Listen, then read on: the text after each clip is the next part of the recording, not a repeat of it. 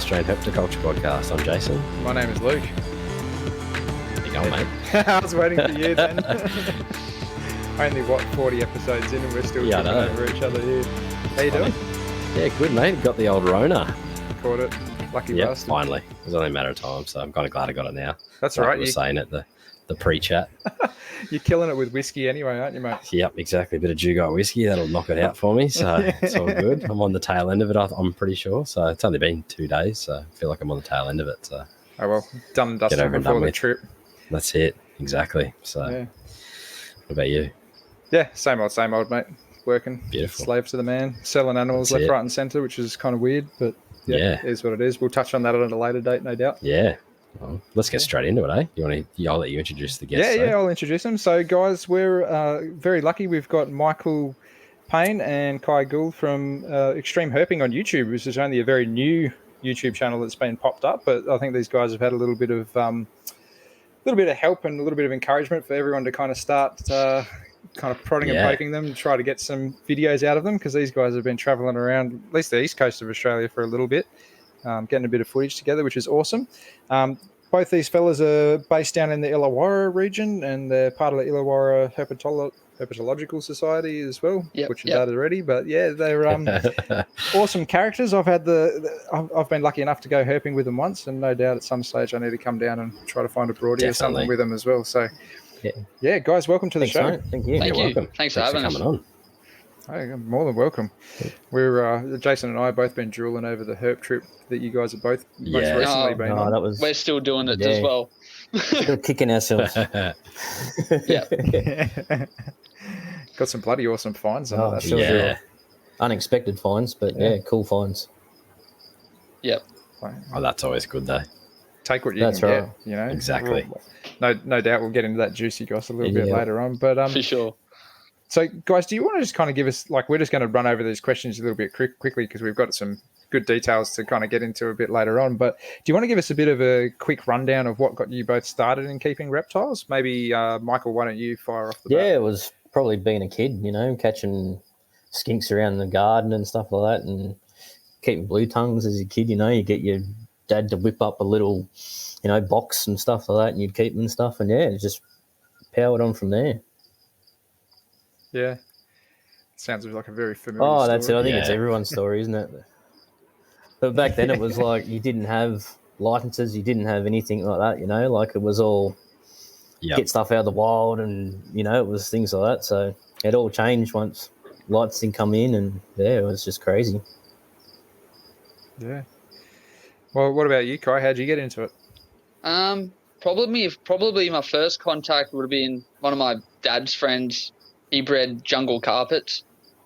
That was really the first interaction with snakes and reptiles and as such. But again, I was always an animal lover, like marine biology and stuff like that. I've always been into. So I don't know what really kick-started. I don't know if it was dinosaurs, but reptiles really took me by storm. Grabbed you. Yeah. Hence why we're here. Exactly. Yeah, it's definitely. I know Jason and I look forward to this every Tuesday night because it feels like we can kind of just vent our reptile needs out. Our wives don't have to listen to it. Yeah, that's right. All the time. And people that aren't interested in it. So the dorky dudes are getting their way now. Exactly. So, guys, do you want to just give us a little bit of an overview of what your reptile collections kind of look like, or your animal collections as such? Oh, massive. There's something always you go, can I? No, I shouldn't. No, I don't want to.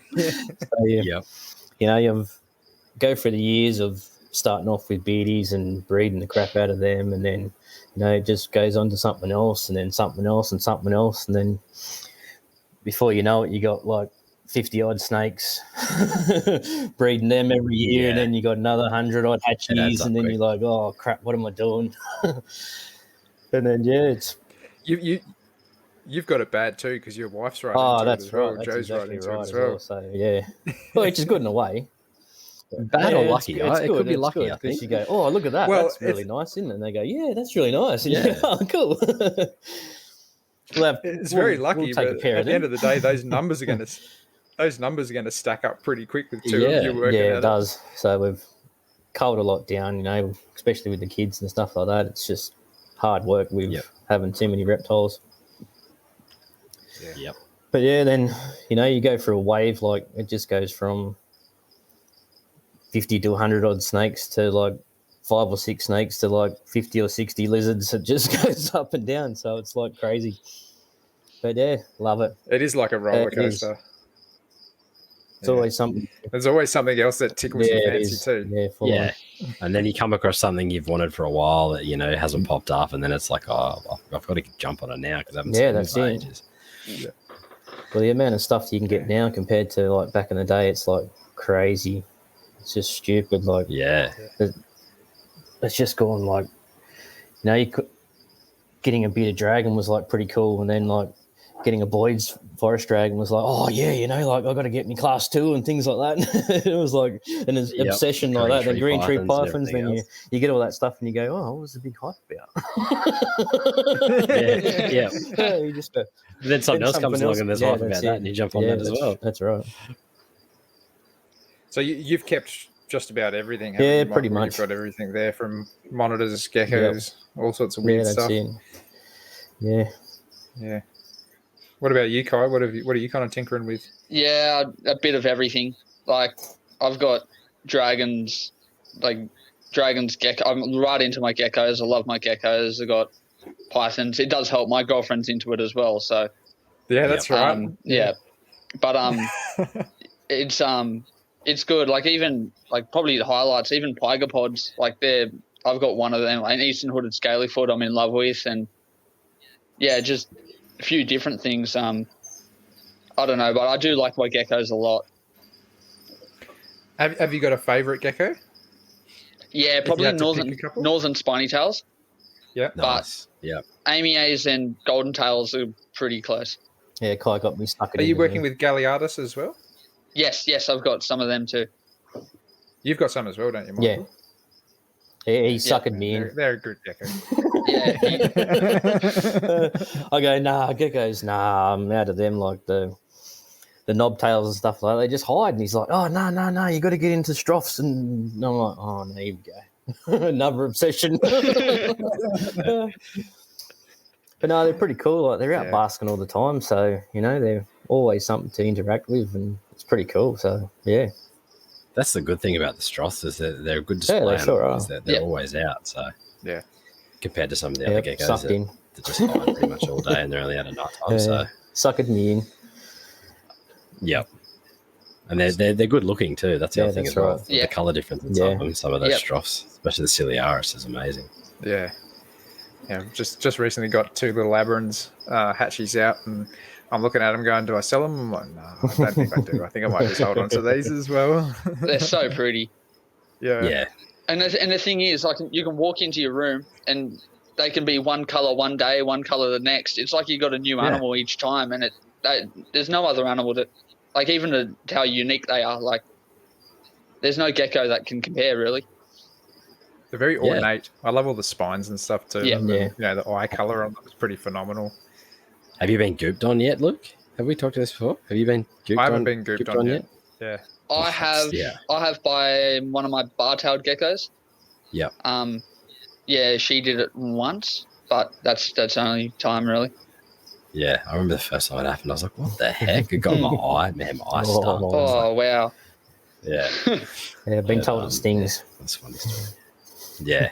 Not pleasant. Let's just put it that way. Oh, dear. Well, it sounds like you guys are into a fair bit of stuff there, which is good.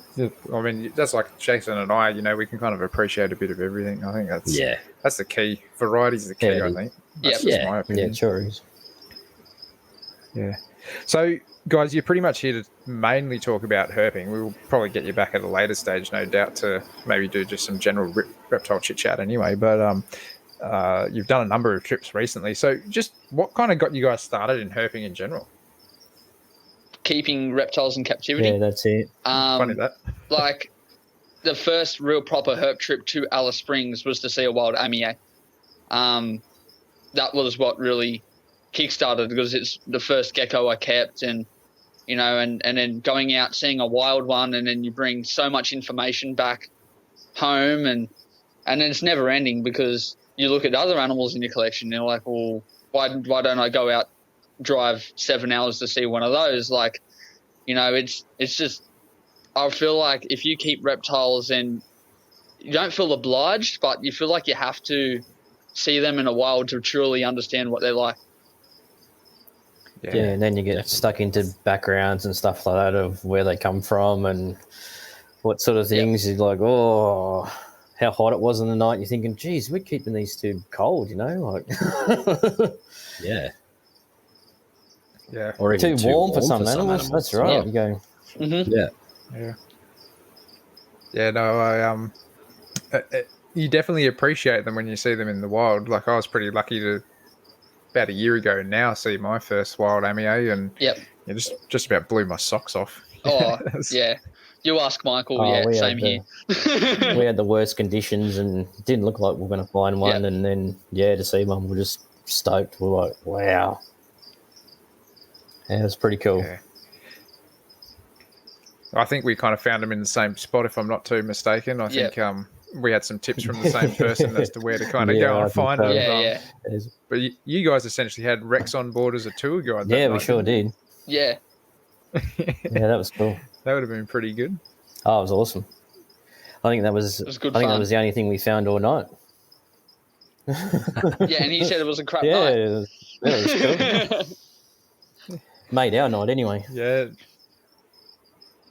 So, when you do go out and do a lot of these herping trips, do you tend to kind of do it as like a bit of a family group, because you guys all get together for the society, and do you bring the kids along and stuff like that when you go out? Sure do. They love it. Yeah. Love getting the kids out there and showing them different species and what's what, and just getting them out off their devices as well. It's just good to take them out and show them what the places we live in. And especially now, a lot of the kids are starting to get their camera out, and you know, and a couple of them have Instagram accounts now, and I guess they're taking inspiration watching us do it, and it's good because they're the next generation, and it's awesome to see. Yeah, exactly. That's good to see. Yeah. That's one thing I can't wait to do with my kids is take them out herping, so go camping and go herping. So a couple of hours herp trip turns into like a 14-hour trip. Yeah. But it's good. It gets you away from home. It gets you away from work and everything else. Yeah. So. I think when you guys came up to that local spot near where I was, you know, you brought the whole lot of them up. Yeah. Man, they had some eagle eyes between them, that's for sure. They were finding things. Like, yeah. I think I walked over a small-eyed snake and didn't even realise it was there, and one of the kids was like, oh, you just missed this. Oh, damn it. Oh, they got eyes like hawks. Yeah. Oh, they do it to us all the time. There's some trips where us adults don't spot anything. It's all them. Yeah, it is. Which is good. Like, yeah. It's good now they know. They can just go, oh, that's a golden crown. Oh, that's small-eyed. Oh, that's a bandy, you know? Like, they just know now, like, they can just pick things up, or they know to leave it alone and call us. So, yeah, it's cool. Yeah. That's awesome. That's pretty good. So, yeah. Taking that many people on a trip, obviously there's got to be a little bit of planning in that, if that's the case then, because you're essentially taking a whole tribe with you, aren't you? Yeah. Yeah. It's all there's a bit of planning. Supplies and everything else. You're thinking how many nights we're going for, how many things we need, how much food we need to take. So, we're pretty much on the go all the time. So it's like you're stopping at places and, we need some food here. We'll stop at the next place. We need some food there, instead of just having it in the eskies all the time. It's just hard to keep. So, yeah. But that's where it's also good as well, because having such a big group, if one of us needs something, there's big chances someone else has it there, and we just all help each other out, and that's what's also good about it. Yeah. Yep. Yeah. For sure. Are you guys mainly road cruising when you're going out, or are you jumping out of the cars and going on walks, or is it kind of depending on where you go? Depending on where we go. Depending on what we want to see and where we want to go. Yep. Yeah. But it's good to get out and go for a bushwalk. Yes. Yeah. Unless it starts Yeah, unless it starts pissing down rain, then you're screwed. being Especially being for the caught kids. a few times now. Oh, they'd probably love that, wouldn't sometimes. Yeah, a couple. yeah, it's always I like getting down on the feet and Yeah. Yeah. kind of walking amongst the bush and stuff like that. Especially if you go off the tracks, it's always fun to kind of find where you end up. Yeah, and you find new spots. So you get exactly. You get lost and find new spots, and oh crap, how are we going to get out of here now? Yeah. So, what are some of like the basic essentials that you guys would take away with you? You know, as far as any of your gear, like are you guys packing up tents, swags? You know, what sort of torches are you taking, and first aid equipment?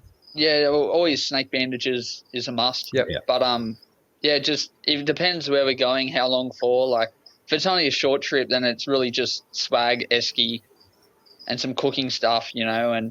But the trip that we just went on, that was for 2 weeks. Like I made sure through lockdown I bought a couple extra things. Like I bought a solar panel and a battery, so I can with an inverter that comes off it, so I can actually charge. We can use it to charge phones and camera batteries and torches, more importantly than phones. Yeah. But yeah, so it's it depends how long for and stuff like that. Come in handy. Yes, it did. Yeah. That's something we might have to look at, mate. Is some sort of solar charger? Yeah, I was thinking that. Yeah, some little one that's not too heavy, obviously. Yeah, this thing's massive, so it's not really something you put on a plane. No. Yeah. So, okay, so snake bandages are a must, you know, like I think most people that are into herping, that's definitely something you got to take out with you. Do you guys have like a favourite headlamp or torch that you use? Using the lead lenses and stuff like that, so... Yeah, got, recently we had got one of them. Yeah, we had, what were they, some bat lights from just Bunnings and stuff like that. They were awesome for a while, but after a while they just die. Like the batteries just don't last in them, so always looking for something bigger and better, and you know, you're going to go out for that 8-9 hour herp trip, you want something that's going to last, so... Yeah, exactly. Otherwise you get to the end of the track and you're using your phone torch to walk your way out going, crap. I've had that happen. That same area that we walked when you guys came up, I had that happen right at the end. Everything died. Phone died. Headlamp died. I was lucky. It was a pretty well lit moonlight night, so I was able to just kind of follow the road back. But that happened to me the other day. I was photographing a red belly, and it was getting dark quick, and I didn't have a head torch, so I was taking photos with it with a phone torch on my camera bag, and. It worked out, but yeah, that turned out good. That shot. Is that the one you posted the other day? Yeah. So I was. So that's the secret. Yes. Let all your batteries use your phone torch. Do not take a head torch. Good lighting. Good stuff. When you do take tents and stuff, are you guys taking just like smaller gear, or are you taking pretty big stuff depending on how many people you got to fit in? We take the Big Daddy Deluxes. We just take 2 of them and the kids fit in one and we fit in the other. So, yeah, they're awesome. Yep. They're huge. They're like a queen-size bed. Yeah, so. I just have like a double swag for me and my missus, and it works good. Yep. Yeah, I was rolling out my swag the other day and I was like, it actually looks pretty spacey in here. I'm sure it'll be quite cozy when we're up the top. It's the first time I've actually taken it out of the box. So they're pretty good. They're pretty awesome. good. Yeah, I love sleeping on a swag. Yeah.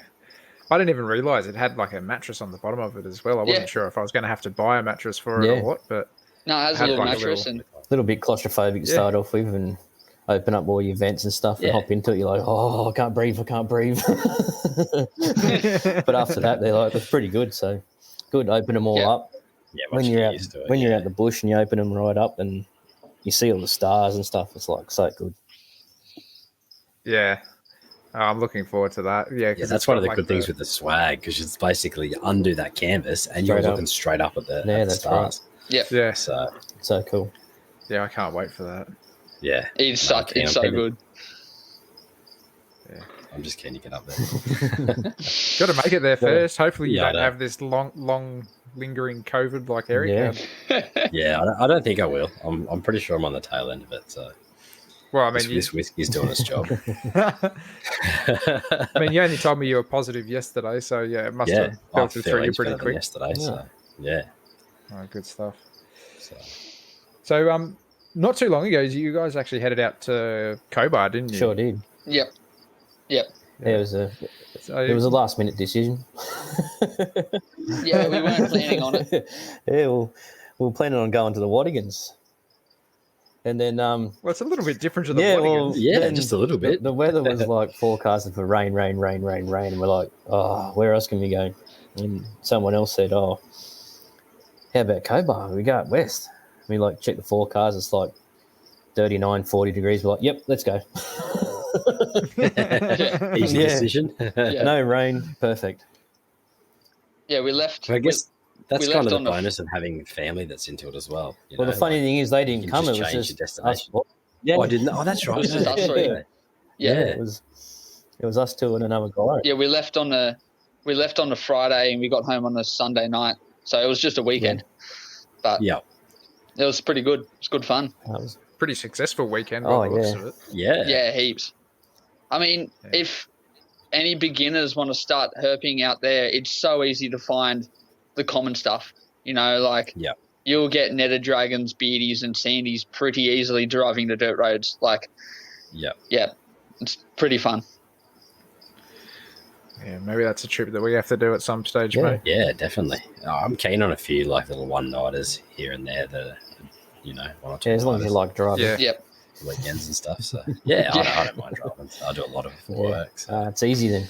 He pretty much drives down to your guys' neck of the wood every day. Pretty so- much. About a 10-hour drive from here to out to Cobar, so Yeah, that wasn't too bad. that's all right. The way Yeah. you're talking and stuff in the car, and you're all amped up, so you're like, Yeah, I think Yeah, and once we hit, it was it Ningen? yeah. Once we Bathurst and stuff Yeah, like that, it once was we like a hit- blur. It was like, oh, we're here already. Oh, cool. Yeah. yeah. And we'll It's that different terrain Oh, too. it is. Like Yeah, once you've well- seen different spots you haven't seen, it kind of goes. Yeah, a it bit does. quicker. yeah. So, what was the target out there, or was it just because it was a spur of the moment decision? You didn't really have a target in mind, or did you have anything that anyone needed to check off a list? I mean, mulga snakes were big on the list. Yeah.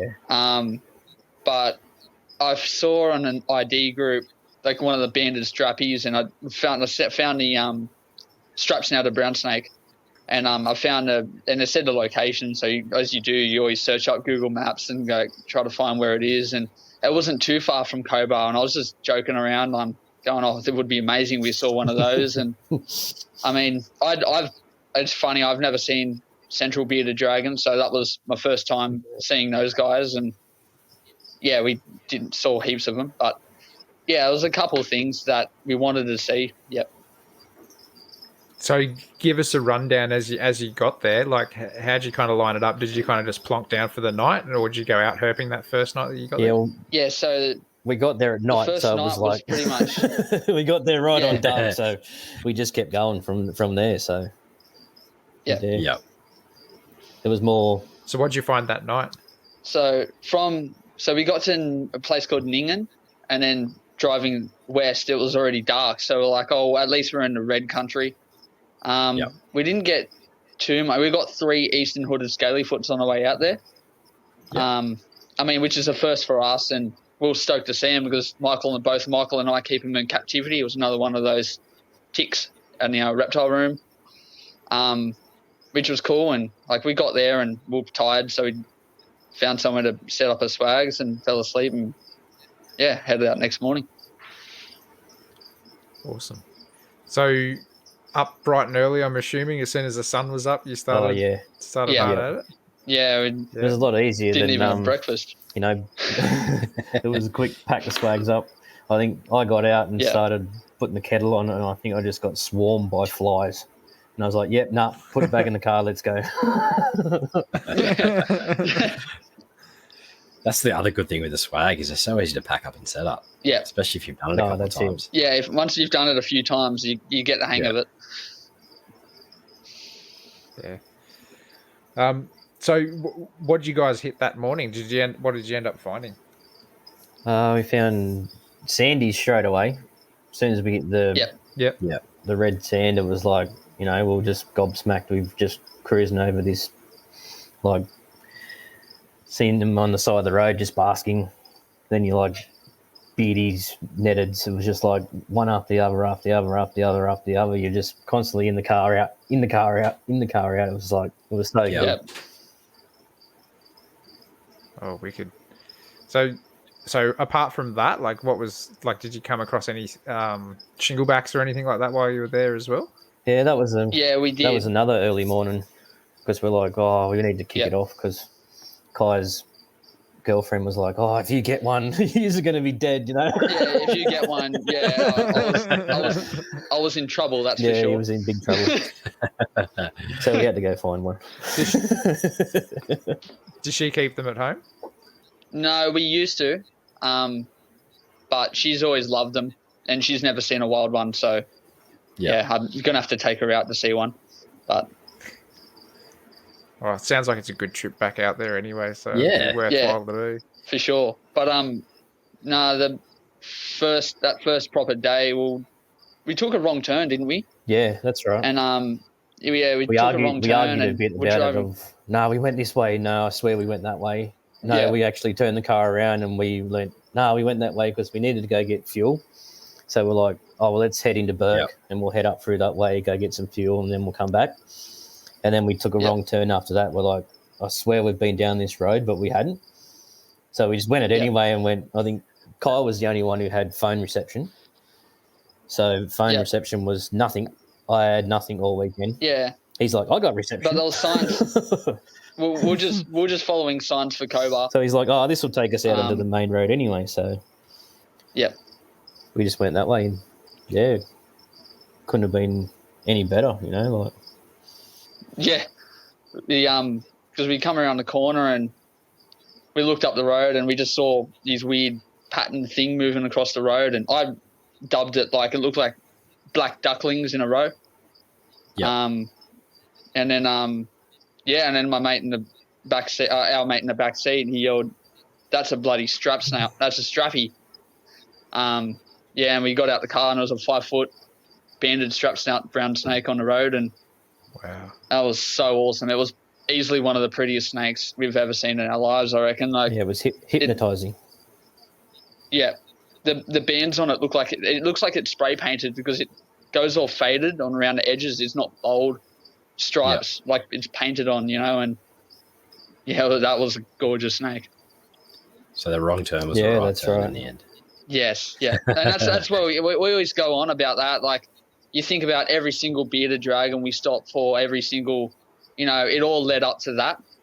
Yeah. Like, if we didn't stop for one, we would have drove straight past it, or if we stopped for too many, you would have missed it. It was one of those things. It's just all luck. Yeah, well, you're stopping and So was that on your first day you found that one? Or yeah, was it your second? Yeah. Yeah, it was first day. That's pretty awesome. And then that night we didn't get first day. Yeah, we didn't get much that night. We just got a couple wire snakes and box pattern geckos, and the next morning we pretty much found shinglebacks and the prettiest netted I've ever seen. No, we actually got pulled over by the cops that night. Oh yeah. we were slowly cruising along the road, you know, like our cars have got the big spotties and the light bar across the top and stuff, and we're slowing down. You see headlights coming up behind you. You slow down, pull over, and let them go past. And this one pulled up behind us, and I've got out of the car to go get something out of the back and close it up, and gave him the thumbs up and said, "Yeah, mate, we're all good," you know, thinking we might have been broken down or something. And I've gotten back in the car and it's pulled up next to us, and you know, the big torch that they got, the handheld ones, boom, lights the car up. What are you guys doing? I just looked at the side of the car and it says police up the side. And it's like, oh shit. We're just like all stunned, going, what do we say? What do we do? You know? There's always that little bit of panic. Yeah, that's it. He's like, oh, what are you doing? We're like, oh, we're just cruising around, you know, just looking for stuff. And he's like, oh yeah, you aren't hunting, are you? We're like, no. He's like, you sure? We're like, no, we're not hunting or anything. He's like, got no guns on board or anything like that? We're like, no, we're all good, mate. He's like, oh, where he's off to? We're like, oh, we'll probably head into Burke or something like that, or we might find somewhere to crash. So they said, oh, there's a campsite back in town on the main street on the corner. So we're like, all right, sweet, cool. So we went and checked it out. It was a truck stop. concrete, all bitumen. We're like, dude, we can't camp here. there's trucks parked there, like they're just going like running non-stop because of the air cons and stuff like that. So we're like, no, we're not camping here. We're like, yeah, thanks, guys. Better off in the sand. Yeah, that's right. Yeah. So it was jump straight onto Google and looking for campsites around the place, and we found another good one just around the corner. So yeah, we stopped there the night, and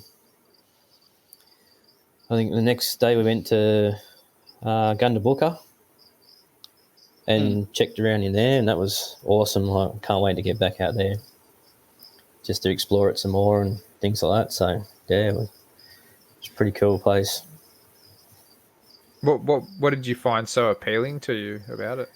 Oh, just the red sand. You know, it's like red sand. It's everywhere. Yeah. All the things that use it. You know, like you look in your enclosures at home and just go, I could find you, I could find you, I could find you. You're just going, wow, this is cool. Yeah, I feel like once the red sand falls into your shoes, you're done. Oh, and like it goes everywhere. You just want to go back out to the arid country. It goes everywhere as well. Every little part of the car, you're really bringing fine. it home with you. Yeah.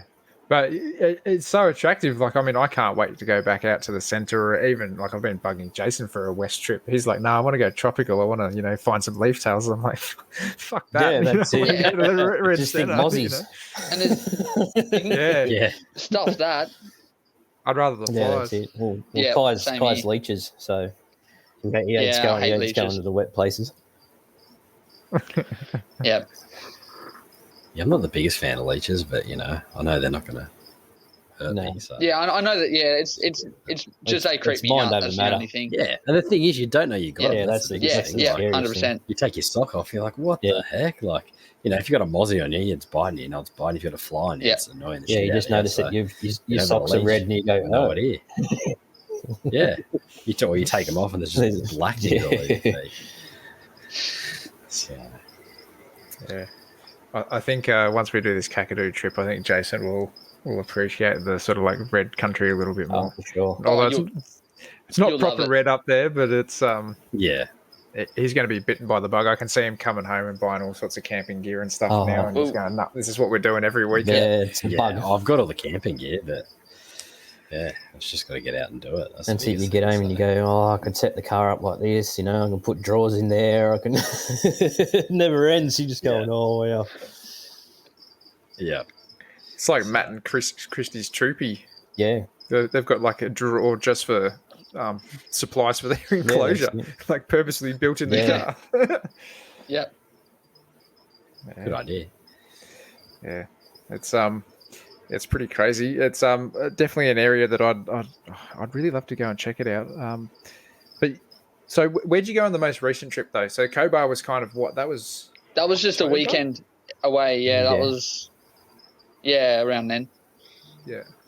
The recent trip was a trip to the Brigalow region in Queensland.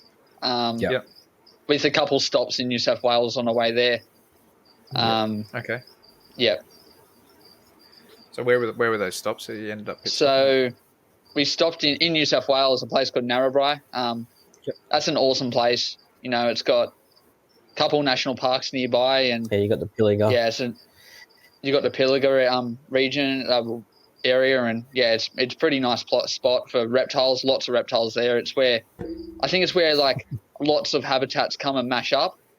So you've got a big variety of things. You've got geckos and skinks and like monitors and venomous snakes. Like you've got a bit of everything. And then we had one night in Lightning Ridge, which was pretty much just to be closer to the border, which ended up didn't work in any way. We had to do the long way around due to flooding. But we couldn't get up through there to St George because it was all blocked off. There was that much water up there. It was crazy. Yeah. We had Matt who goes up there like every chance that he can get. He kind of uses Lightning Ridge as a halfway point to go into long reach and stuff like that. And he's like, I've never seen that much water here in my life.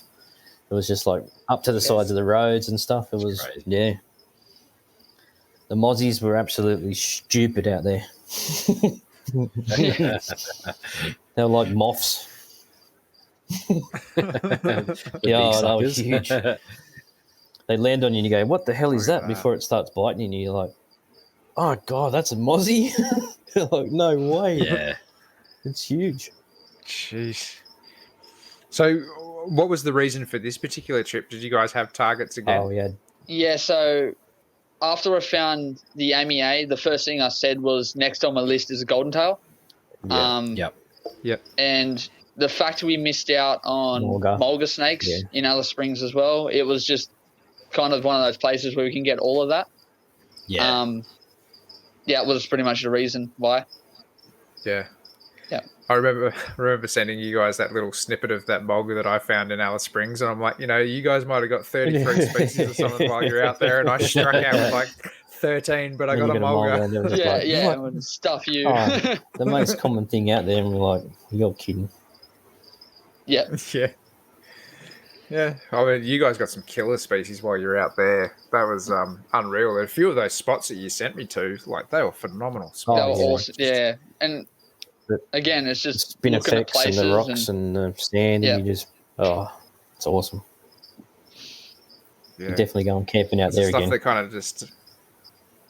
That's what I said to my wife. I'm like, if we're coming back, I'm not going back to a hotel at the end of the No. night. Like, we're Just stay right we're there. putting a tent up and we're staying Yeah. there. Yeah. Yeah. Yeah. Especially that spot in Alice that kind of ridge line at that campground there. Yeah. I you remember can't that really- night we drove from Kings Canyon and we had to do the long way around because we were in camper vans. We couldn't take the dirt road. Yeah. And we drove like 590 Ks in a day. And we got there and then the girls cooked up spaghetti bolognese, and I mean that was probably the best spag bowl we've ever had. But we just were watching the sunset over the country and there was just no one there because of COVID, and Yeah. and we had an awesome night as well, full of geckos, which over the West Max. he's down my alley. That's down my alley too. Yeah.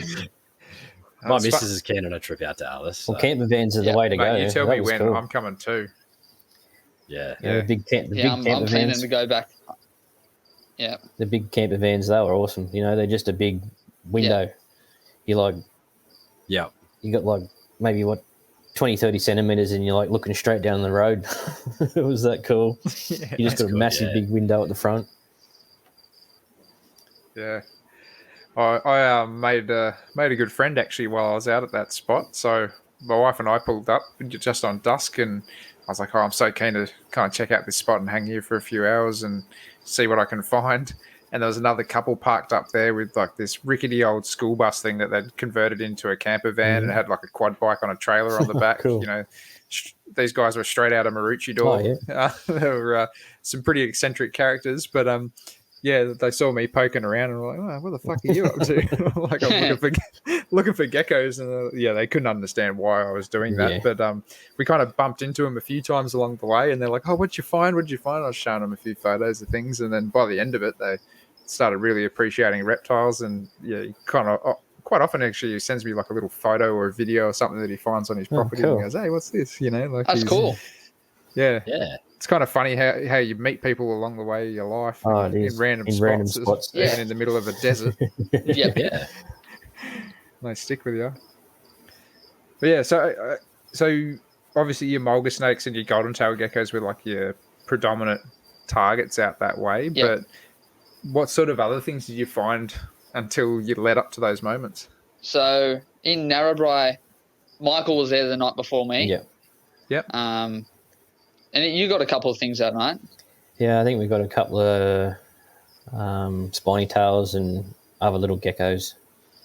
That was about it. It was a lot of frogs. It was pretty quiet that night. Yep. We're pretty tired too, And then, so it was like get there, just chill out, relax, set up camp, and get the spot ready for everyone to turn up. So Yeah.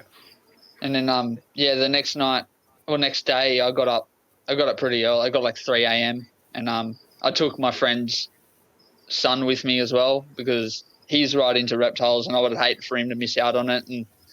And we all went out and we got out there at 10 or probably 11:30. Like we saw a couple of things. We saw a couple of turtles on our way out there, and an eastern brown snake crossing the road, but it was 30 degrees, so there was no way I was getting near it. Couldn't. But yeah, we got there and set up, and yeah, that night was just cracker. Yeah. That was one of those unforgettable nights. Oh, it sure was.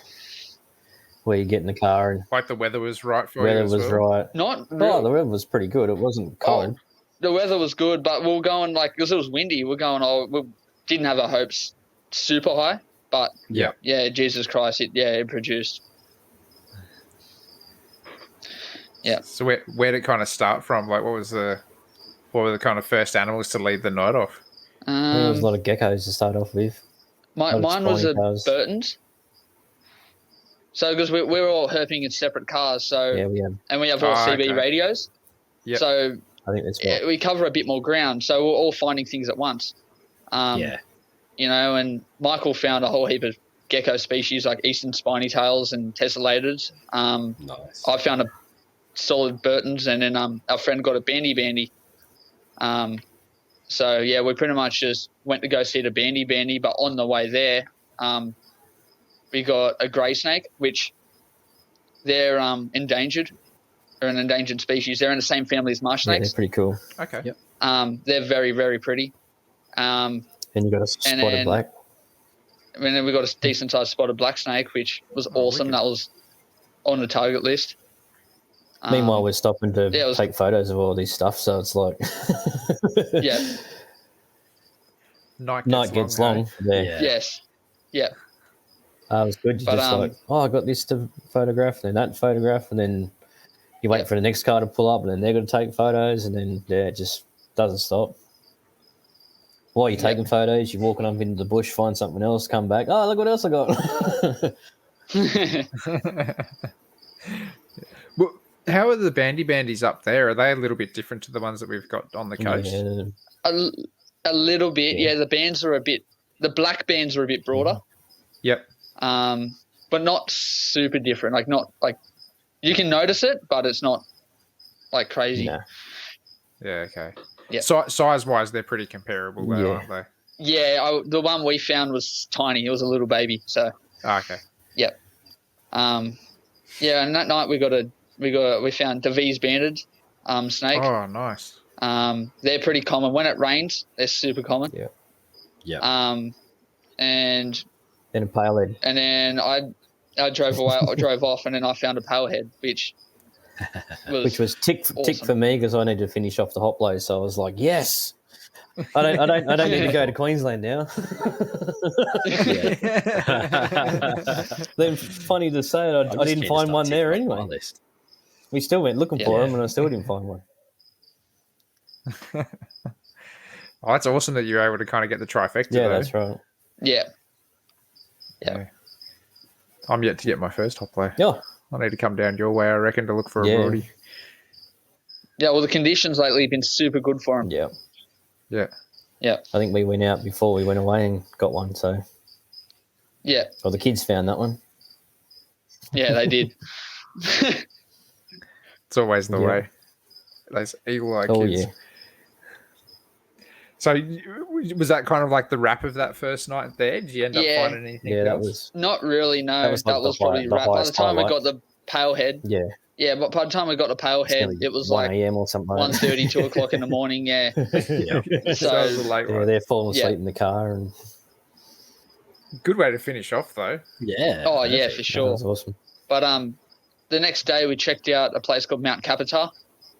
That place is awesome. It's got skink species that is only found on that mountain. Yeah. And it's very weird because you got weird populations of Cunningham skinks because you got no real population anywhere around. Yeah. And the drive up there was sketchy. It was like on the edge of a cliff on a dirt road, and Yeah, it's pretty much nearly one no, way. that was cool. Yeah. You have a car come on the opposite direction, and you're like, "Oh, we're not going to make this." Tight squeeze. Yeah. That's like my nightmare. Oh, it's like my wife. It's like Joe's. She's like, "Nah, nah, nah." not going to look over the edge. Yeah. Yeah. Man, I remember being in New Zealand driving up a mountain and absolutely packing it because it's just like icy roads. This is in the South Island. And like there's just sheer drops either side of me. Yeah. And yeah, I did not do well. I did not do well. No. But, It is yeah. beautiful, that South Island, though. Oh, it's gorgeous. It's Yeah. gorgeous, but I'm not going to drive up to the ski fields there anytime soon. Yeah, that's it. It's I think I just need a blindfold and someone else to drive. it's a long way down, that's for sure. Yeah. I think it was like up there, so But, 1,000 or something meters above. On the peak was 1,500 meters. meters above sea level. Really? Yeah, and it's crazy because you drive, it's like 30 degrees or 30 something degrees down the bottom, but when you get up there, it's only like 23.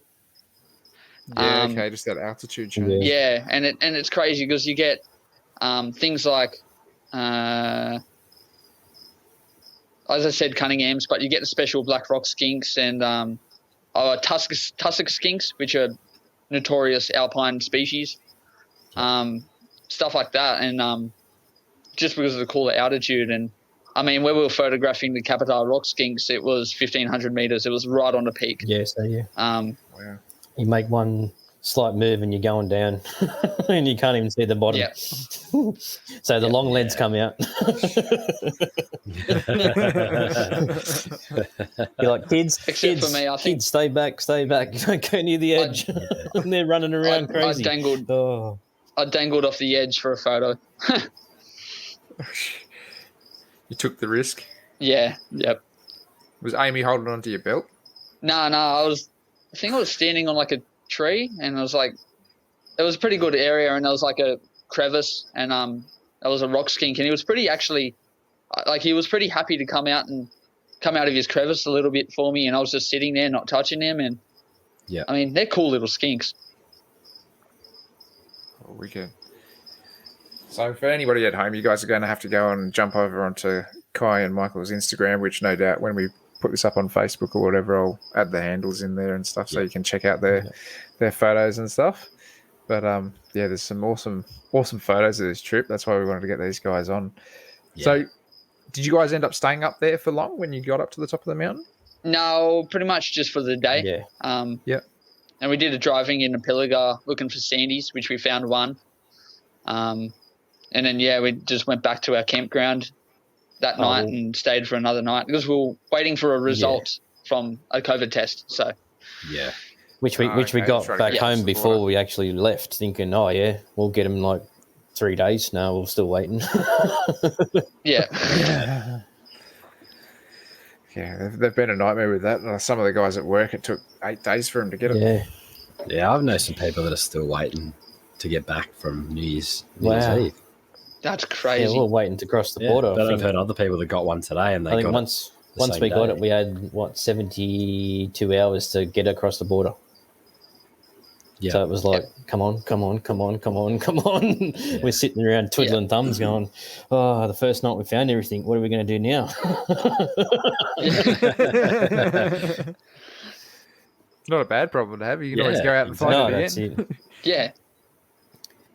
All right, so you went back to camp. Where'd you guys kind of move from there? So we just stayed there that night. We got because we were out there herping with a friend, Jesse, and his dad, Malcolm. And they found a Murray-Darling carpet, which was awesome, beautiful. I mean, that snake was stunning. Yeah. Bit him on the arse. And there was another. Yeah, but there was another spotted black found that night, but that was a bit of a slower night, but still Murray-Darling was something new. And that's it. It was cool to see. Something that you're hoping to see, but not thinking like, you got no chance in finding one, like. And then when you do, you're like, oh wow, like it's like finding a diamond python after you've been searching for 5 or 6 years, and you go, and when I was a kid, you used to go up the bush and you'd find 2 or 3, and then come back and go, that was cool. Now you can't find them. Yeah. Yeah, when you look for them, you can't find them as much. Nah. Yeah. Are diamonds not common down your way? Not anymore. They used to be. I think if you go more up the mountain wise, but they're just either getting run over by cars or they're all just roadkill. Yeah. I haven't found a live one this season. So no. They're reasonably some common where ones. I usually Yeah. go. Yeah. Some of the ones I drive, like roadkill ones you see on the M1 between Sydney and Central Coast. Stunning.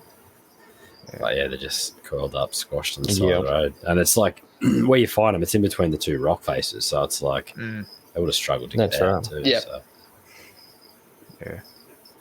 That road's kind of notorious between those gaps there. You see a lot of stuff get pinned down. Yep. Some nice laces too. Yeah.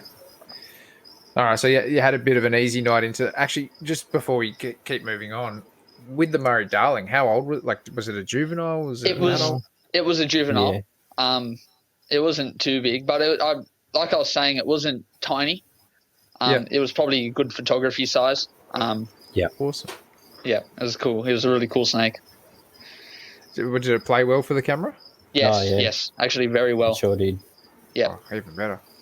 Yeah, even better. Usually carpets and diamonds and stuff just love running. Yeah, they do. They usually don't want to sit still. Yeah. Yeah, no, this one just perched on a stick, and we got some pretty cool photos. So. Oh, wicked. Yeah, that's always good. Have you put those ones out yet? I haven't. Oh, I think I did. I don't know about. Yeah. I'll have to check it out. That's something that I absolutely love, those Murray Darlings. I think they're completely underrated. I was never big into them, and then at work we bought like 6 or 7 of them a couple of years ago, and after just looking at them in the cages for like months on end while nobody's buying them, I was like, man, why are nobody buying these things? These are stunning snakes. Yep. Absolutely gorgeous. But all right, so that was kind of the end to that night, was it? Yeah. Did you guys get up early the next day, or did you kind of try to? No, pretty much just dawdled. because we're waiting on test results and stuff like that. So we're pretty much just like, hurry up. We want to go now. So yeah, well, by this point we had already gotten most of everyone's test results back. We're waiting for our friends Matt and Kathy's and their kids. Okay. And so we decided to go to Lightning Ridge, which is not far from the Queensland border. And we thought, at least then, once everyone gets their results, we can just drive an hour north and you'll be in St. George. So we stayed in a caravan park hotel place there, and we got a cabin just so we didn't have to set up the swags. Which, of course, we did a bit of herping that night, and we saw a couple of beardies and stuff on the way there. Which was cool because that's where we started getting Owidura cincta, the nice. Central Marbled Velvets. We got one of them on the road, and massive frogs. The New Holland frogs, I think they're called. They've got wide a big mouth, wide mouth frogs. Like they're massive. Like we thought they were cane toads. They were that big. Wow. They were cool, but we got an Australian coral snake that night too, which is pretty cool. Oh, sick. Yeah. They're not too common. I think we also got We saw 4 on our trip. We got pretty lucky. Oh, cool. Yeah. Got a sand swimmer that That's night funny too. how. Yes, sand swimmer too. Yep. Never seen a sand swimmer before, and was like, oh, that's pretty cool. And picked it up and smelt my hands and it pissed and shit all over me. And then you're just like, these things are worse than blind snakes. Oh, jeez. I didn't think anything could be worse than a blind snake. I thought the same thing. So we were all taking photos of it, and then I think the mozzies just come in, and they were like a blanket. They just covered you from head to toe. Yeah. We got one kid just screaming, like, I think he's tormented for life with mosquitoes. He's like, I think he was waking up at night like,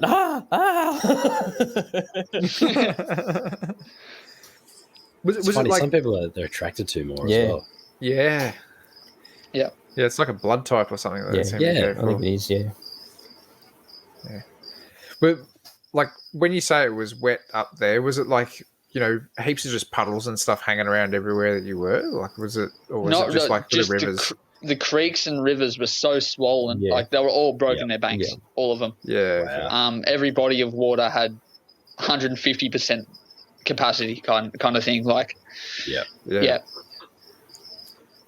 It's that sort of stuff that you just don't take into the equation, and that's something that Jason and I had to kind of think about it. We're like, oh, hopefully, because we're going at the end of the wet season, hopefully a few roads will be kind of back to normal. And you should be fine. Like I went end of wet season in Darwin last year, and like places in Lichfield and stuff were pretty good. Yeah. Hopefully we'll get through to Kakadu and some spots through there as well. At least Luke's got a 4-wheel drive as well, so hopefully we'll get to a few of the more remote areas that I didn't get to hit up. I'm sure you will.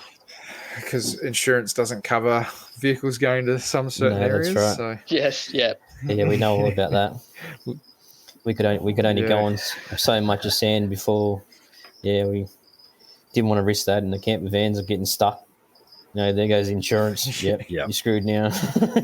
Then you need someone to come and dig you out. I think there was 5 camper vans all up, so that would have been heaps fun.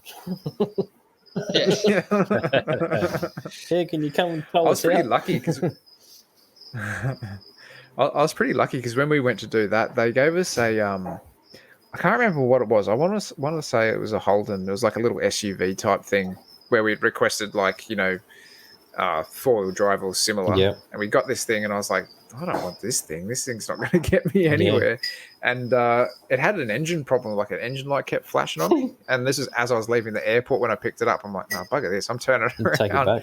Went back, and they're like, oh, we don't have anything left. And I'm like, well, you got to have something because I'm not taking this thing. I've paid top dollar, and you've given me this bucket. And they're like, oh, we've got this old beat up Triton out here. And I'm like, good, I'll take it. That'll do. That ended up being a workhorse. There's covered in scrapes and bumps and all that stuff. I'm like, I don't care about any of that. You're not going to notice a few more. No, that's right. That's a good thing.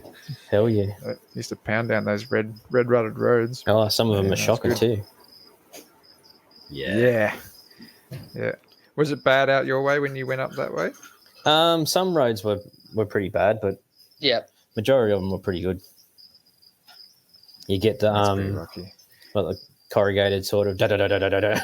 You just go, oh, I'm over this. But then it goes pretty good again. So you're like, yeah, this is cool. Yeah, those corrugations are good for the first 5 minutes, and you're like, oh, this is kind of fun. And then all of a sudden, novelty wears 2 off. hours after it, you're like, oh, I can't even hear myself think. Things start coming loose on the car, and you're just like, oh, no. Hopefully nothing important. Yeah, that's it. The light bar kept stuffing up, kept shortening the connection. So it was like every time we hit it, we'd go flash, flash, flash, flash, flash, flash, flash. Would look like a discotheque. Yeah. So did you guys actually end up, because you found a few other animals up that way as well that you guys were pretty shocked at actually finding. So where'd you kind of go from there? Next day, we kind of had to go. We had to get to Queensland. Otherwise, our time would have been up. Our friends still hadn't gotten their results. Their kids haven't actually got their results yet. So they said, just go. We'll meet you up there. Well, we had to go. So we had to drive. We had the 72-hour mark. So we're like, we can't wait any longer. We're going to go. Otherwise, let's get another test, and then you've got to wait another time. So we're like, no, we got to go. Yeah. So we had to drive the long way around, as I said earlier, about the flooding, and we had to go up to. So we went to a place called Miandara because it had a nice campground there. In Queensland, very small town, tiny. Awesome little spot. Right on a river, and there's a couple spots around that area that we're herping. The first night we didn't get too much, I don't think. No.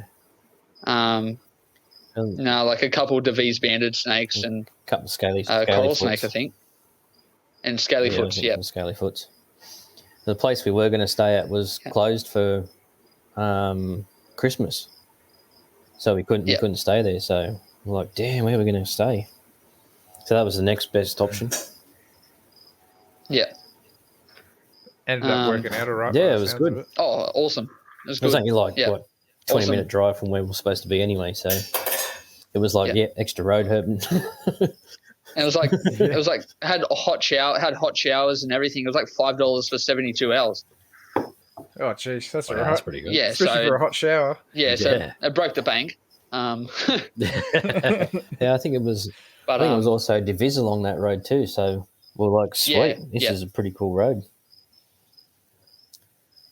I think it was a grey snake, a dead grey snake on the. it was. As soon as we pulled out of the. It was on the main road in town. As soon as we pulled out of the campground, we're like, no. We're like, oh well, this is a good start anyway. Things are out in the move, so. Yeah. That's always good when you come across a promising sign. Yeah. So camped up there the night? Yeah, so the next day we just done some driving and more road cruising. As I said, we actually timed it. Our friend Jesse and his dad Malcolm were up there at the same time, so it was just all of us team working, trying to find a mulga snake. They said they got a couple mulgas dead on the road. So we were looking. I think Michael got a glimpse of one. Yeah. Yep. It was that fast. By the time you even step foot out of the car, it's gone into the bush. You're just like, it's gone. There's no way you're going to... Did that kill you a little bit too? Because it was kind of like that could have been your only shot at seeing one. The whole time after that, it's like, you guys can go first. I don't want to see another one. I've lost that one. It's gone. Yeah. But and then that next night, that was the night Matt and Carol got a phone call saying that they got their results. So our friends were coming up to meet us up there, and on the way back to the campground, my girlfriend spotted a decent sized spotted black snake. So it was another one that we got to photograph, and then that night, it rained that night, didn't it? Yeah, I'm pretty sure it was like. Yeah, that was New Year's Eve. We were on the way back to it. We just saw this storm coming in the distance. We're all checking like the radar and stuff. We're like, yep, it's coming our way. I think we got back to camp. So the missus and kids said, we need to go to the toilet because right next to it was like shower block, toilets, everything. So we were like, yep, sweet. Went in there and I've never seen so much rain in my life. Like, it was crazy. In 10 minutes, it was like the gutters were overflowing, the downpipes were like bursting with water. There was like probably 10, 20 centimetres of water filling up around us. We're just like, oh, crap, my swag's out in the middle of this. I've got nothing. I'm going, the swags are gone for sure. I don't even think I think there was 2 pegs in them. That was it, just holding the ends. Yeah. I'm thinking, the river that we're camping on is coming up. You know, you just have all these things thinking, this is going to happen, that's going to happen, this is going to happen. You're like, standing underneath this shelter just going, crap. But, yeah, we're just like, so what do you do when it rains? You go looking for frogs. So we're just walking around the fields, and all the kids were playing with the green tree frogs, and then it was raining heavy because we got the crucifix frogs coming up out of the ground. Oh, awesome. Yeah. And I found one of them calling. I couldn't get any video of it, but it was in the puddle, and because they're so fat, they just float in the puddle, and their call is amazing. I got one eating. And I was watching him. Yeah, I got a video of one eating where it sticks its tongue out and just goes like lick.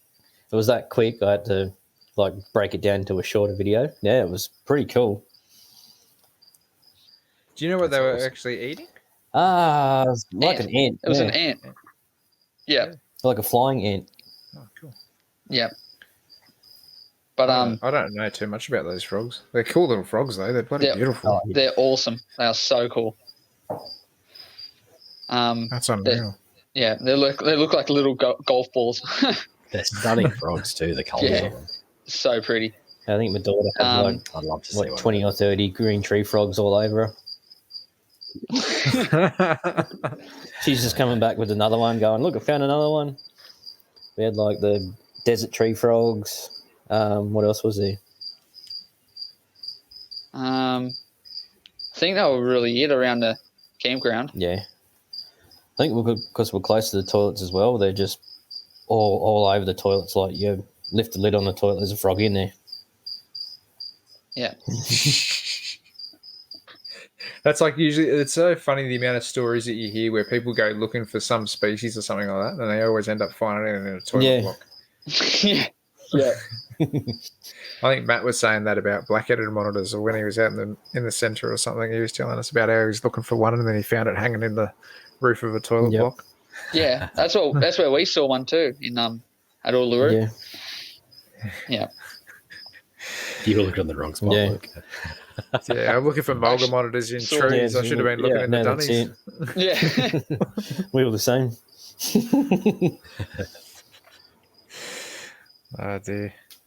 So But, once you got flooded out from there, did you end up finding any reptiles that night, or was it just No, frogs? the swags, Not our really. swags were dry. I could not believe Yeah, it. It was like, didn't leak whatsoever. Yep. These guys had It's pretty good. gazebos over the top of theirs, so they were a bit more sheltered and stuff like that. Ours were just out in the open. It was like, that's why I thought they were gone. But yeah, they were dry as anything. So I was like, yeah, this thing's weathered in. Yeah. Yeah, we didn't get any reptiles that night. No.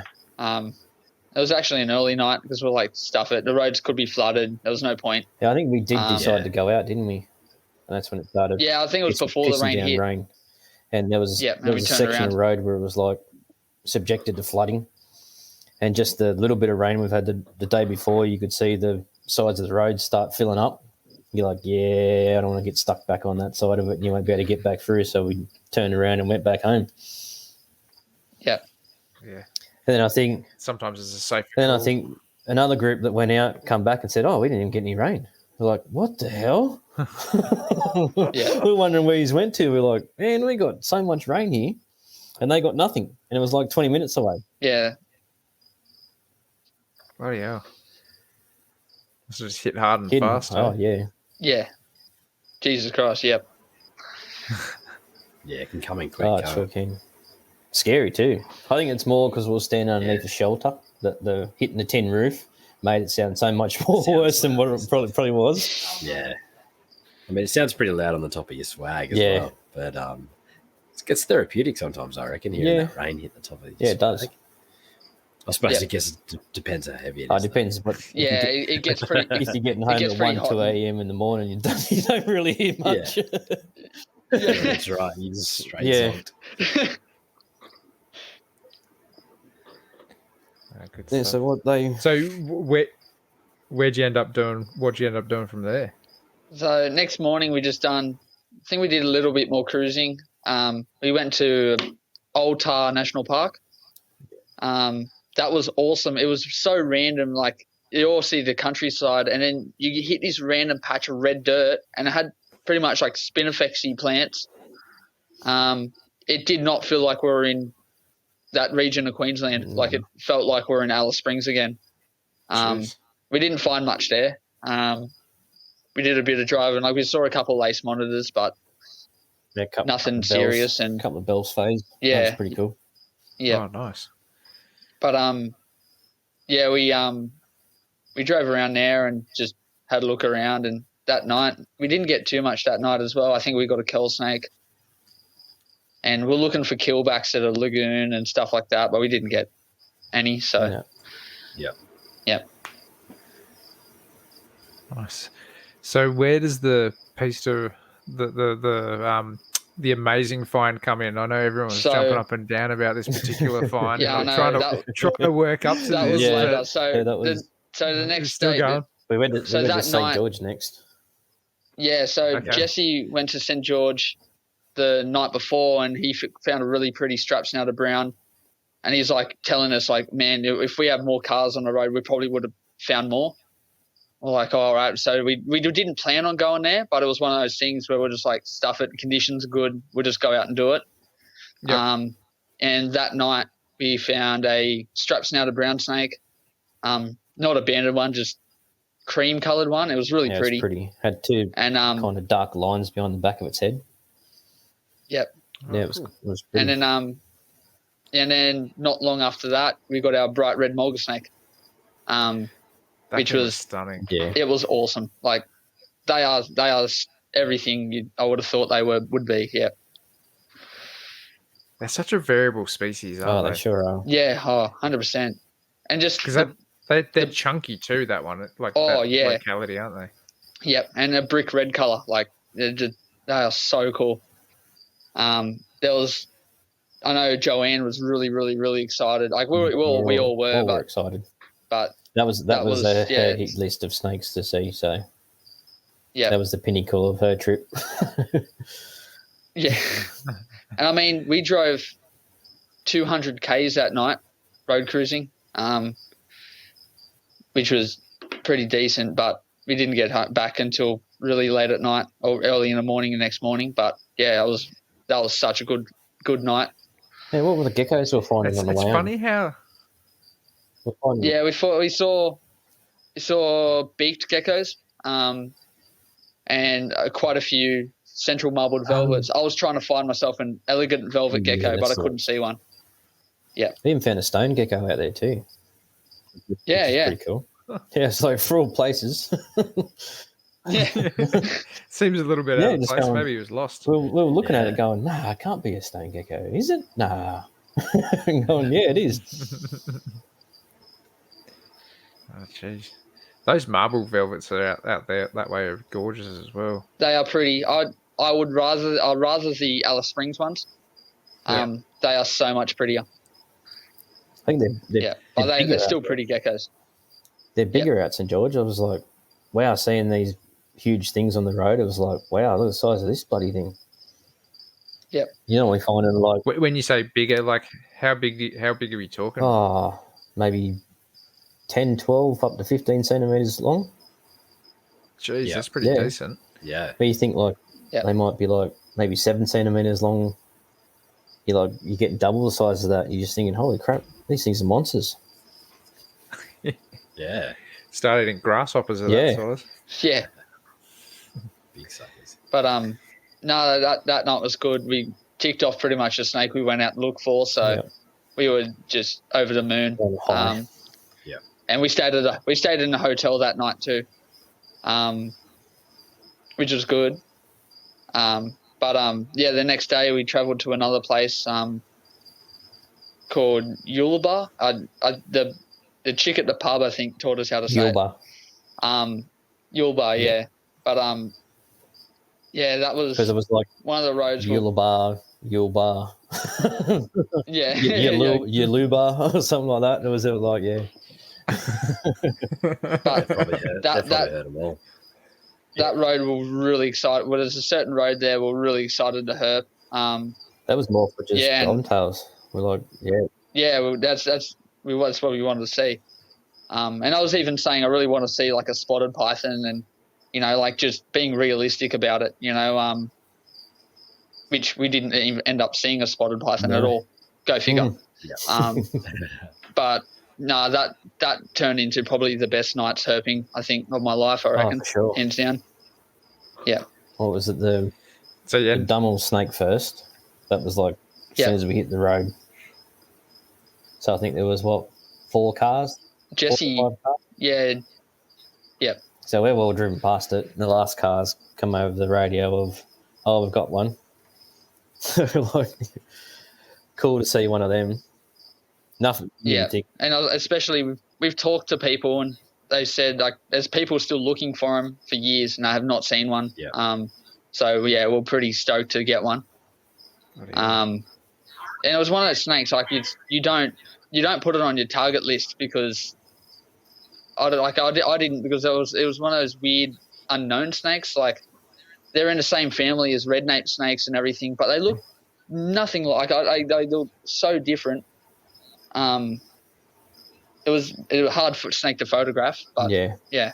Being another dark animal. Yep. Yeah. You did a good job with that red belly though.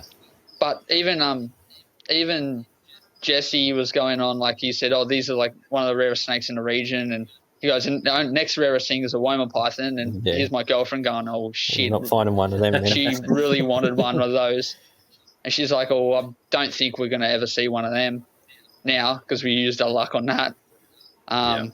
So later that night we come across another mulga snake. This one was even chunkier. It was deep. It was cool snake. And this one, like the first one, wasn't as defensive. This one was a little bit more defensive and like felt like a true mulga snake. Yeah. And that was cool. And that one was like, I feel like that one was almost prettier than the one we saw in St. George. It was a lot darker. Yeah. Yeah, and it was that was cool. And we photographed that for a bit, and then my partner and I did a U-turn and we started leading, and literally not even 100 meters up the road, I thought it was another mulga snake. So I was getting ready, and then I saw the bands and I just went, holy shit, that's a Woma python. That's what we get over the radio of Amy going. She was like crying. My girlfriend was in hysterics because they're her favourite snakes on the planet. Like we've got one at home, we named her Julia, and she loves it a bit. And I was hyping it up saying, yeah, we can get Womas out there, we can get Womas, but just remember they're pretty hard to find, don't be discouraged if you don't see one. Pretty endangered out there. When I said it's a Woma python, her heart sank, and I ran up to it and I was just in disbelief. It was just crossing the road just slowly. She was crying, like proper crying over it. Yeah. It's just funny to look back on, but it's good to see people, like we were all that excited over it, and it was not a small snake. It was we got a tape measure, we got a rough measurement when it was crossing the road. It was 1.7 meters long. Jeez. Very decent size. It was a good size Woma python. And yeah, that was by far probably one of the best finds of my life. Nearly as thick as your arm. Yep. It was fat. Wow. Yeah. It was well fed. It that's was for sure. crazy. Yeah. Womas in general seem to be a hard species to find across the board. Yeah. I think they're just hard to target. Yeah. But looking back on it, that was a new moon. We had no moon whatsoever. We had a 38-degree day. It was just everything was lining up to be a good night. Yeah. Did you guys come across any dead-on-road Womas when you were out in the centre? No. Yeah. So I got that big one. It was probably like a 5 or 6 foot one that was dead on the road, and it looked like it'd been hit probably about 2 hours before I got there.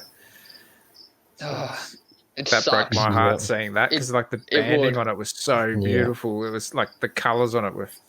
I've never seen such a pretty Woma, but this one had its head smashed in and guts all across the road, which was gutting. So. Yeah, it'd be gut wrenching. Like we didn't even see a dead mulga snake.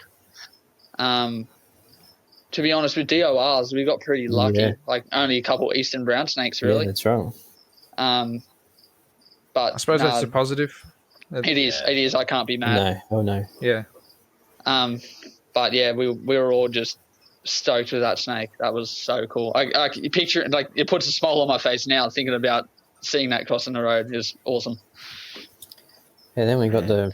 Do you spend a bit of time with it as well? Or? Yeah. We all made sure we wanted to get good photos. Like as we said, like that could never happen again in our lives.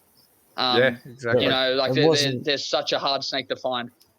It wasn't defensive at all. It was like a puppy dog. No. Yeah. Wow. The kids had it around their necks. The routine.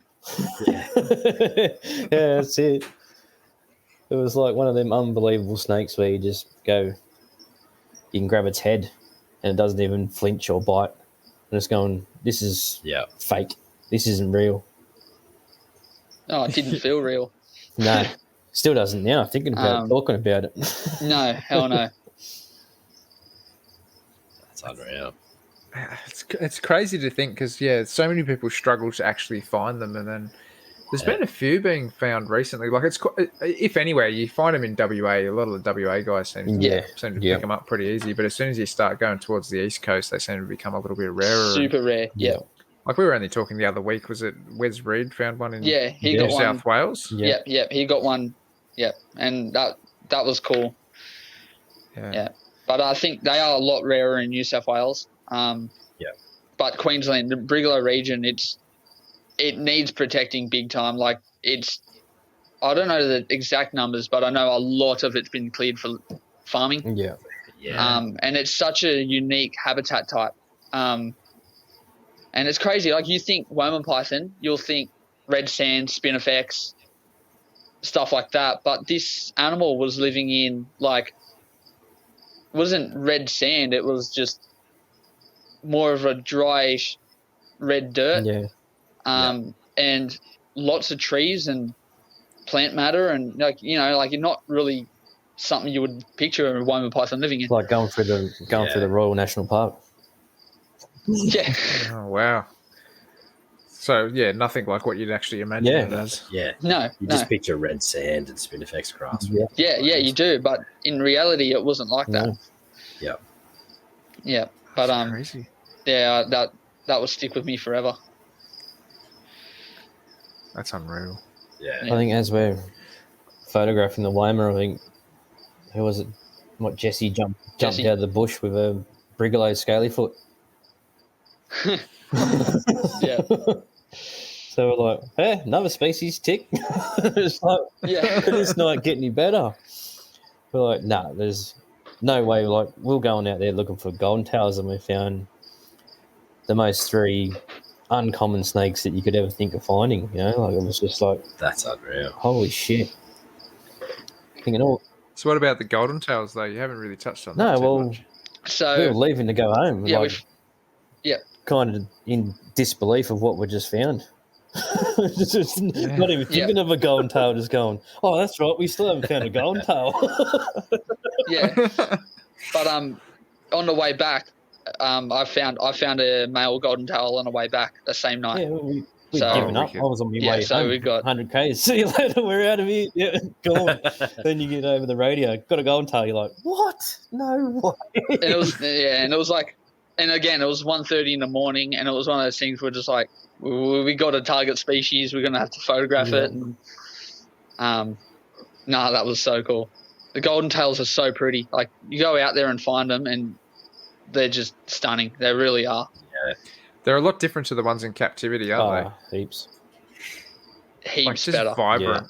Yeah, they're I can't believe it. I swear their tails are way brighter as well, and and like, that's what we said. We're looking at it, and because it was found on a road, so we put it back in a tree nearby, and because I live in the like cypress pine trees, and like a friend Matt, he pretty much just turned around. He's like, why do people take people on tours to see kangaroos and shit like that, when like you can find one of these easily and show people a truly unique Australian animal? You know, like, it's just mind blowing. Yeah, they are gorgeous, and like whenever you see a photo of a wild one, their eyes are just so deep and red as well. Like, they're not like the captive ones where they're kind of like almost like a washed out orange. Like, they're so pretty. So it's obviously a Tina quarter. Yep. Yeah. Nice. Yeah, so that was that night. That was super fun. Was that kind of What like a a wrap night. on the trip for you guys? Yeah, Was it's it- unbelievable. Yeah, it was just like we a lot of those like I said, a lot of those snakes we didn't dream of finding. Like, we weren't out there to find them specifically, but you know. Oh, we were hoping. We're hoping for a Woma. We were hoping. We're hoping for a Woma. But we just But you know how you tell yourself, you try to be realistic with yourself, and you know, sometimes it just exceeds your expectations. Really. Yeah. That's for sure. Yeah. So how many nights did you have left after that? So by then, we still had a few nights, quite a few nights. So we had one more night there, and then we had one more night in Lake Broadwater, and then stayed at a friend's place in Brisbane. Yeah. And then But it was weird from one night to the next night. It was like all the totally the big different predator sort of animals were out that night. Then the next night, none of them were out, and all the little stuff was out. Yeah. So you're getting like all your scaly foots, all your legless lizard sort of thing. Your geckos were out more. Coral snakes. Yeah. Divis, everything. Divis, bandeds, curls, Where the night before it was like nothing. It was just big snake, big snake, big snake. Yeah. That's It's awesome. pretty awesome. Yeah. Yeah. That next night, after I found a little male, because male golden tails are a bit smaller than the females, and I was like, I wouldn't mind seeing a larger female. It'd be a bit more easy to photograph. And next night we ended up finding a large female. I think you get like and 4 or 5 that night, I think, wasn't it? yeah, yep. So it was like Quite a few more. one night and then 5 the next night. It's just like bang, bang, bang straight after each other, and Yep. it was so cool.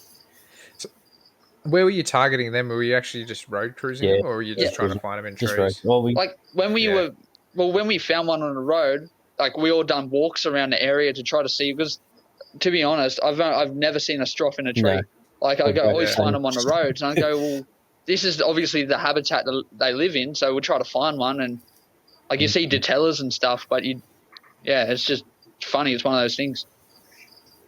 See, I was trying to do that when I was in the centre as well, because I was like, I really want to get a spiny tail, and I was trying to road cruise. Road cruise a fair bit that night, and then I couldn't find any of them. So I just ended up stopping into like those little kind of brush thickets and stuff like that, seeing if I could target them. And I was pulling out references out of books of like locations and stuff like that, and I just struck out with them. I know you guys found a few in the centre as well, didn't you? You got a few spiny tails out that way. They were everywhere. Yeah. Apparently. Yeah. Yes. Like I said, it can just be one good night.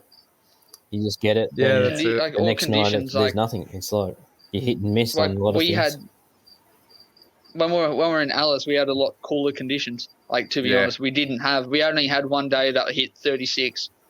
So a lot of the geckos were out on the roads warming themselves up. So like we struck out on the snakes. We didn't get many snakes Because they were all out in the day. Yep. They didn't need to come out at night. Yeah.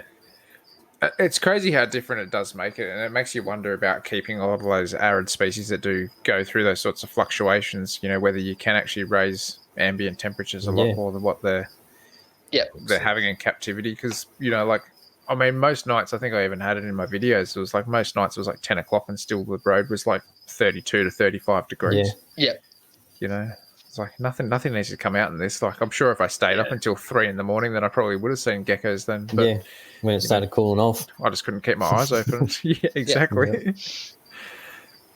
No, I was done by that stage. But I still got knobbies. I still got the amio. I still got the levers. It's cool seeing the blueies out at night. Actually, we didn't get any blueies. No, we struck out on them as well. Yeah. I ended up. I think I saw 3 or 4 Centralians. One of them was a real big one that I chased into a spinifex thicket and then discovered how sharp that was. So, and then I found a little one who's running around with a little gecko in his mouth, which was pretty cool. So, Nice. But we got, instead of blue tongues, we found 5 thorny devils. Yeah. So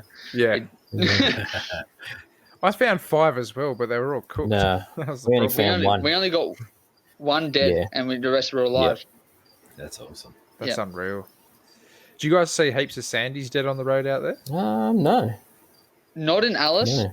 No. I saw a couple in Narrabri, but not heaps. No, I think it was maybe 2 or 3. Yeah. I think I got close to 30 in the centre. Yeah. The thing is with sand monitors are so bold with the cars. I mean, like, if you ever see one, the moment you step foot out of the car, they'll bolt. But if you drive right up to them and wind down your window, you can get within a couple of meters and they'll just sit there and look at you. They just, I don't know why, but they just have this tolerance with vehicles. Yeah. Doesn't sound like it's doing them too many favours. Nah, it's not. It's definitely not. Man, I got so much dead stuff out there. I think that was the biggest heartbreak for me was, I got 13 species, which is awesome, and there's a few double ups throughout that, but there was that much dead stuff. Like, I think I got 3 or 4 dead mulgars. I got a dead tristis, this perfect tristis with just its head gone, and I was like, that killed me because it was that classic one where it has like the real dark head, real dark tail, that real perfect pattern in the middle of it. Yep. Oh, We got one at Uluru and couldn't chase it because you're like,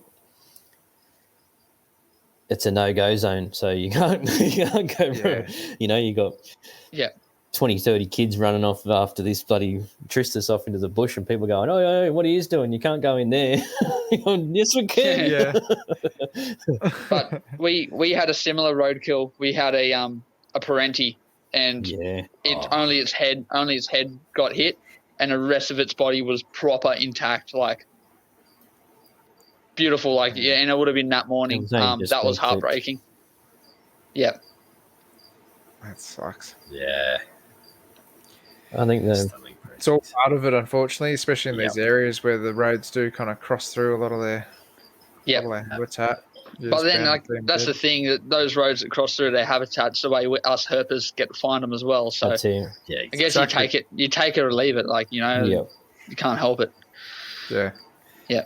Yeah. I mean, I passed over the top of the first western blue tongue that I saw when I was down at the conjunction. I was just came around the bend at Erlunda or whatever it's called out there, that kind of intersection before you head into Yalara. Yeah, and you got that big service station. Yep. Yeah, so I'd just taken the right-hand turn, gone the first kind of like maybe, I don't know, kilometre or something like that. And I literally drove over the top of it. And I was like, Jesus, I hope that thing was already dead. If not, I've probably wiped it. And pulled up the car and it was still sitting there flicking its tongue at me perfectly fine. I was like, oh, shit, get you off the road. It's crazy it's crazy the temperatures they do come out in, though. Like, we saw it in St. George, we saw an eastern blue tongue, and it was 37 degrees. Yeah. And it was crossing a road. And they're just basking on the road. That's mental. Yeah, that road would have been 70. Yeah. It was hot. Road temps like it was 67. It was the quickest bluey I've ever seen in my life, but yeah. That would have been like the last western that I saw, because the first one that I saw was, I think it was only about 23, 24 when I saw it. It was pretty early morning. The road obviously would have been a bit warmer, but he was quite happy just to sit there and chill. That's the one that I took quite a few photos of. But the second one that I found, that was at about 10:30 at night, and that was still about 35 degrees, and it was like a skittle all over the road. He was just going everywhere. So much energy. Yeah, it's unreal. Was that out the East Max? No, that was Yalara. That second one, and the other one was Eldunda or whatever it's called out that way, But actually I found all the live blue tongues along that road, that strip, because East Max I found a dead Centralian, a big one too, and that one had its head either crushed in or pecked in by something. I didn't actually find much out on the way to the East Max. I found a few fat tail geckos, and I think that was about it, really. Yeah, I think that's next time we go. We'll just be going East Max, West Max, East Max, backwards and forwards, instead of going out doing all the sightseeing stuff of seeing the rock and going to all the other places. Like, we got lucky at Uluru when we were there. Like, instead of road cruising, we were just walking to sand dunes behind the campground, and I mean, we found lots of Levissimus, the pale knob-tailed geckos, like heaps of them, and a couple Levis. And it was just awesome, just walking to sand dunes, spotlighting geckos, and that's awesome. It's good habitat out that way. It's beautiful. Yeah. I spent countless hours just walking through the mulga trees going, where are you, you little bastards? My wife's sitting in the car with the aircon on while I'm sweating bullets. Yeah. Oh, that's good times. I definitely can't wait to go back there. Yeah. So I'm assuming, going out on a limb here, seeing you started up the YouTube channel, you guys did a fair bit of filming for this. Yeah, we did. Like, it's hard too, because you don't have that in you already. Like, you're more jumping out of the car and you're more after go and chase something than going, oh shit, I need to be filming this. Then get back to the car and photograph it and stuff like that. So we got to photograph it, and I mean, like, we got footage mostly after we photographed it, and we just got short clips of what we found. Like, it's not anything special, but we'll have to get better at it.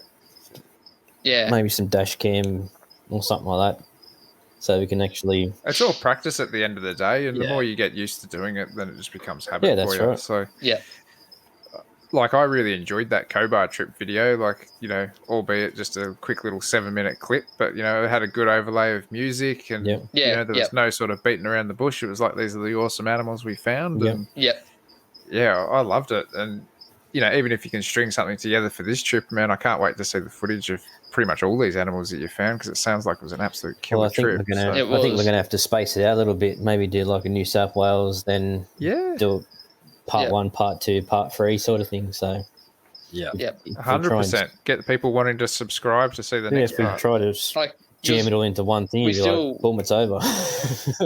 Yeah, exactly. Yeah.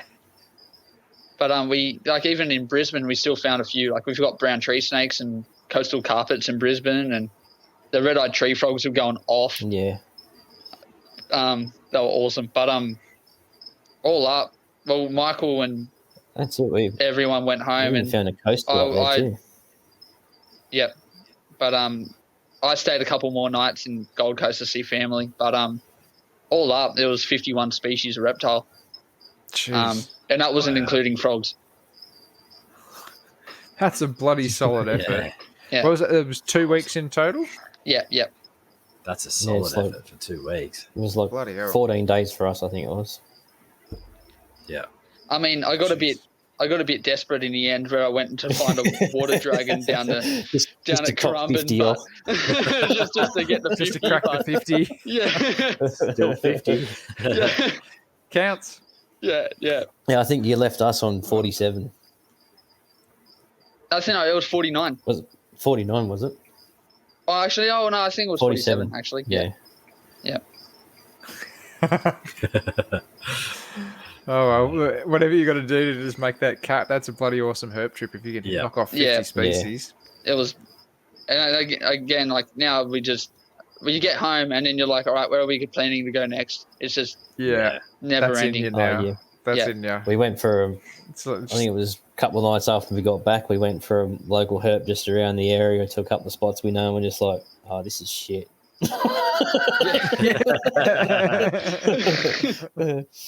Find a blind snake in a small eye, you're like, oh, this is hopeless. Yeah. I think that's what really killed me coming back from the centre, is I was like, oh man, there's so many cool places that I need to go and see in Australia. And as awesome as I love seeing the local species, but at the same time, you're like, I've seen this hundreds of times before. You're like, But even nearby to you guys, like just north of you guys, you can get Stevens banded snakes and all those things as well, which is totally different. Well, I mean, even just me being just a little bit further kind of north now, like, it just opens it up closer to the freeway and stuff like that I can just jump out and see Jason. We can kind of meet up somewhere, or you know, I know Mitch is talking about doing the Wattigans and stuff, so we can go and see some different stuff, you know. So we need to get dwarf crown snake. That's the last one on our list for Sydney. I think. Yep. Jeez, nice. That's pretty good going. Yeah. I still think I've got plenty of snakes left for Sydney. Just because I don't get out of my bubble. If I get out of my bubble, I go really far. I don't just go like an hour or two. Yeah, you need to come down here. Yeah. Yeah. Maybe we're for this. It'll be probably a bit cold when the expo's on, but maybe we should come down before. Yeah. See how we roll. Hopefully that goes ahead. Yes. Yeah. Do you guys want to touch on that a little bit? It's on the 8th of May, I think it is. Yep. The Illawarra Reptile show. Hopefully. It's been a long time coming. Yeah. Like, we're bummed out in the last 3 years, I think, isn't it? Yeah. Because of COVID. We're trying to get meetings back, but our first meeting has been postponed in February, but hopefully this COVID stuff will settle down and we get back into meetings and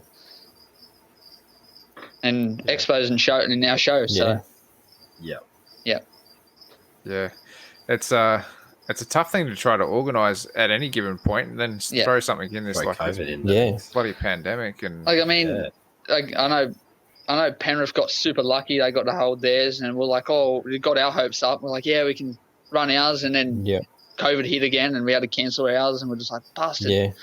Yeah. So I'm hoping high hopes for this year. It should be a big one. Fingers crossed. Yeah. So VHS was cancelled. Sydney was cancelled. Penrith's still apparently going ahead. So I've been talking to the organisers there, which is hopefully going to give you guys a bit of a golden light because hopefully everything dies down a bit more. Hope so. Yeah. Closer towards May again. So you should get some good numbers through the doors there. All going to plan. Yeah. It should hopefully die down a bit by May. Oh, yeah. Hope so. Hopefully it fizzles out. But did you guys want to touch any little bit more on what you plan to do for your YouTube channel or any more to do with the society? Well, yeah, for our YouTube, it's just pretty much like we got a couple trips that we want to do, and I mean, I've been just filming animals I find in Sydney locally, just whatever end up getting new species, and I might just do a video on that, and we've got some cool places planned, and of course we're going to have those sporadic trips sprinkled in there. Yeah, that's it. Yeah. Awesome. So on YouTube, it's all under as Extreme Herping, am I right?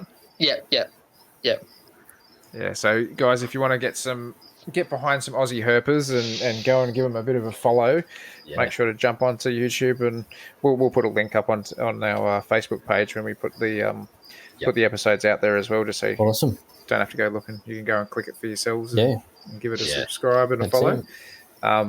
But yeah, as soon as I saw that come up, I was like, got to get onto that. You know, there's a few channels that I'm starting to find now with Australian herping and there's a few popping up now, and it's good. It's good to see. Like, I know it's pretty big in America. Like, a lot of Americans do it.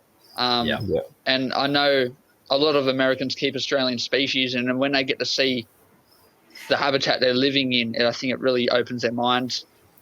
You know, and it's good. And I know especially a lot of people can't actually get to come over here. So seeing them moving, like seeing photos is one thing, but seeing them move in the habitat's totally different. That's right. Yeah. And having that storyline to go along with it as well. Yeah. And how you find them. Yeah. They just pop up like that and you're just like, no way. Yeah. That's the thing I think that a lot of herpers don't do, is they don't put a lot of, like, not saying you have to put a GPS coordinate of where you found X, Y, or Z, but, you know, just tips on how to do things. Like, little research, yes, but like even just like, hey, it'd be good to see somebody say, here's some tips on eye shining. Here's some tips on, you know, this sort of stuff. You know, like I think that's something that's probably not touched on enough. It's not. Yeah, definitely. Haven't been eye shining for geckos. Tried it, but never finding any. So I've gotten lucky once with a thick-tailed gecko, but and it's funny when we found brown tree snakes, their eyes shone back a little bit too. They got such big cat eyes, so I try to practice eye shining. I'm a pro at eye shining spiders. Yeah, I was going to say spiders are the worst, aren't they? Yeah. They're everywhere. Yep. The old wolf spiders, they're atrocious. Everywhere. Especially if you're out with a bunch of kids and they're all like, oh, what was that? Oh, what was that? You're like, oh, shut up.